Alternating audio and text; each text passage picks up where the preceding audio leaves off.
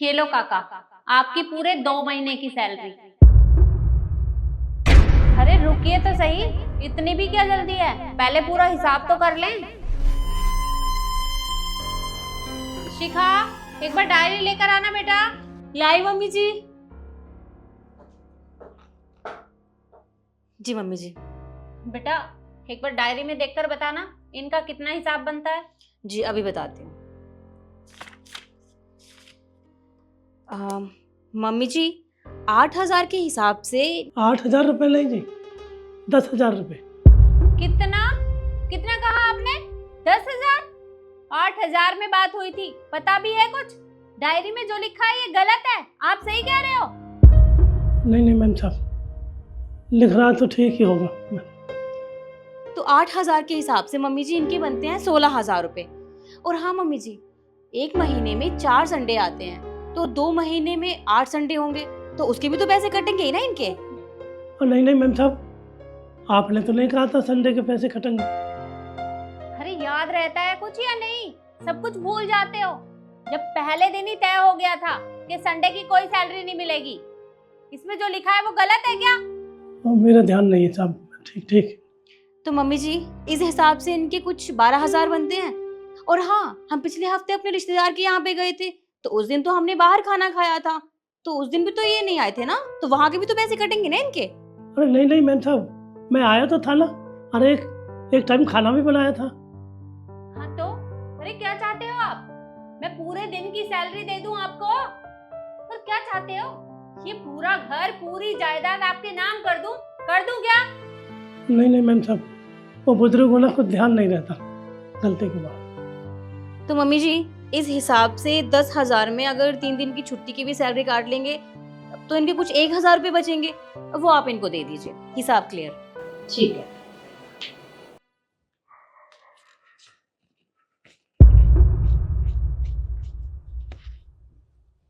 ये लो पूरे 1,000 रुपए।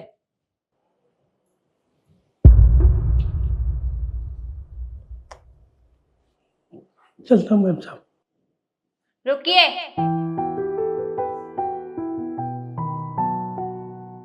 काका, अरे क्या है ये सब? इतनी देर से हम आपको बेवकूफ बनाए जा रहे हैं और आप हैं कि चुपचाप बेवकूफ बनते जा रहे हैं। अरे इतने भोलेपन का क्या फायदा? इस तरह से तो आपका कोई भी फायदा उठा सकता है।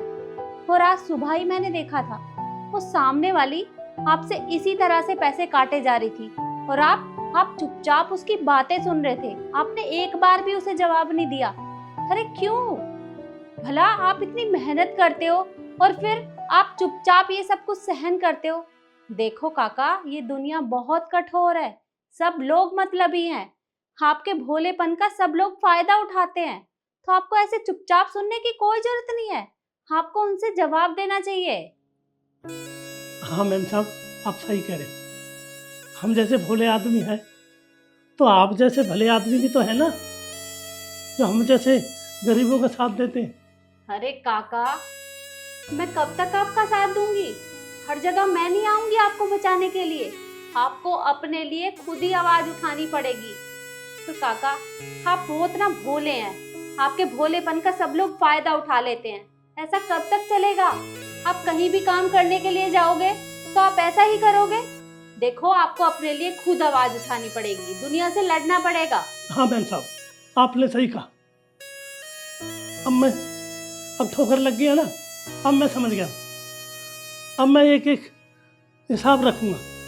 देखिए, मेरा इरादा आपका दिल दुखाने का नहीं था, मैं बस आपको इतना समझाना चाहती थी कि अगर आप सही हैं तो सच के लिए आवाज उठाइए। ठीक है मैम साहब, मैं आगे से ध्यान रखूंगा। 1 मिनट रुकिए, ये लीजिए अपनी पूरी सैलरी, पूरे 20,000 रुपए। बहुत बहुत धन्यवाद मैडम, चलता हूँ। देखिए काका, मैं सिर्फ आपको यही समझाना चाहती थी कि आपको इस तरह से चुप रहने की कोई जरूरत नहीं है। अगर आप सही हो तो सामने वाले को जवाब दिया करो। हाँ, आगे से ध्यान रखूंगा मैडम।